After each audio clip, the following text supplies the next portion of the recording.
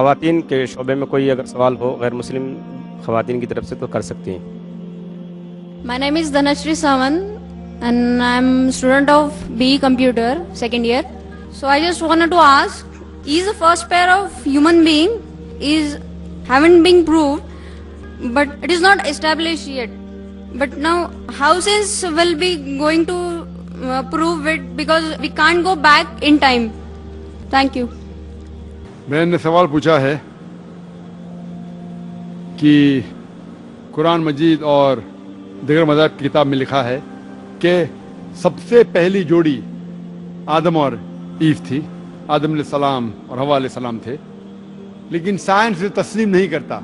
ہم وقت میں پھر سے واپس نہیں لوٹ سکیں گے، تو کس طریقے سے ہم ثابت کریں گے کہ سب سے پہلے جو جوڑی ہے وہ آدم علیہ السلام اور بیوی حوا تھے. پہلے میں یہ کہنا چاہتا ہوں کہ قرآن مجید ایک سائنس کی کتاب نہیں ہے، SCIENC، لیکن یہ کتاب ہے سائنس کی، SIGNS. یہ آیات کی کتاب ہے، یہ کتاب ہے نشانیوں کی.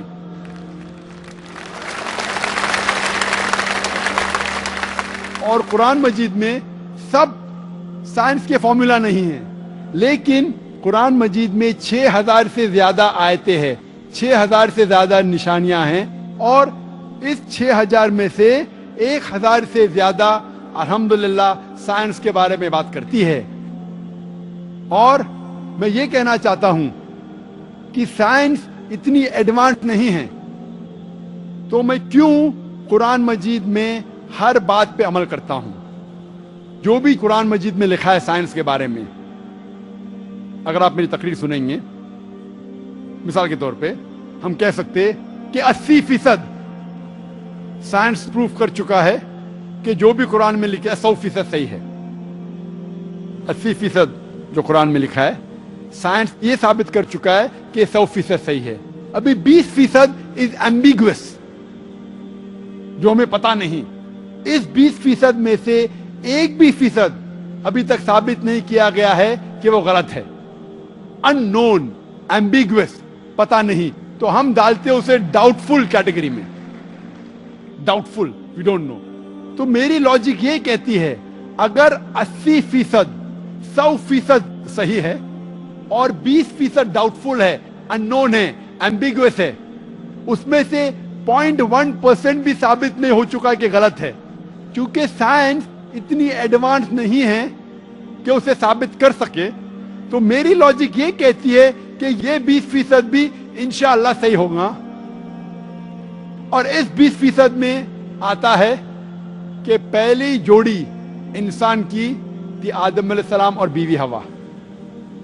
سائنس اتنی ایڈوانس نہیں کہ یہ کہہ سکے کہ اس زندگی کے بعد اور ایک زندگی ہے، لائف آفٹر ڈیتھ.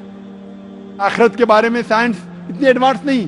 سائنس یہ نہیں تسلیم کرتی جو قرآن میں لکھا ہے کہ قرآن میں ذکر ہے جنت اور دوزخ کا، قرآن میں ذکر ہے جن کا. سائنس اب تک اتنی ایڈوانس نہیں کہ اس کے بارے میں کہہ سکے کہ یہ صحیح ہے. تو بہت سی چیزیں جو قرآن مجید میں لکھی تھی 1400 سال پہلے، اکثر چیزیں سائنس تسلیم نہیں کرتی تھی. لیکن آج سائنس ایڈوانس ہونے کے بعد، سائنس ترقی کرنے کے بعد 80% سے زیادہ ہم یہ کہہ سکتے ہیں کہ سائنس آج تسلیم کرتی ہے کہ 100% صحیح ہے. انشاءاللہ ہو سکتا ہے کہ 50 سال بعد، 100 سال بعد، 200 سال بعد سائنس یہ بھی تسلیم کریں گی کہ جنت ہے، دوزخ ہے، جن ہے، اینجل ہے، اور یہ بھی تسلیم کریں گے کہ پہلی جوڑی آدم اور بیوی حوا تھی.